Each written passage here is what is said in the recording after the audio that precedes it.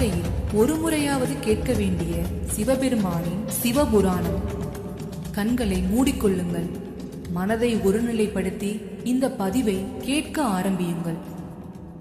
ஓம் நம சிவாய. அவன் அருளாலே அவன் தாழ் வணங்கி, அதாவது இறைவனை வணங்கவும் அவனோட அருள் வேண்டும். அது மாதிரி இந்த சிவபுராணத்தை கேட்கவும் சிவபெருமானோட அருள் வேண்டும். அப்படி இல்லாம உங்களால கேட்க முடியாது. இந்த பதிவை முழுசும் பார்க்கிற எல்லாருக்கும் அந்த பரமசிவனோட அருள் கண்டிப்பா கிடைக்கும். வீடியோக்குள்ள போறதுக்கு முன்னாடி நீங்க ஒரு சிவபக்தரா இருந்தா இந்த வீடியோக்கு ஒரு லைக் பண்ணிட்டு ஓம் நம சிவாயான்னு கமெண்ட் பண்ணுங்க. அதே மாதிரி நம்ம சேனலையும் மறக்காம சப்ஸ்கிரைப் பண்ணிக்கோங்க.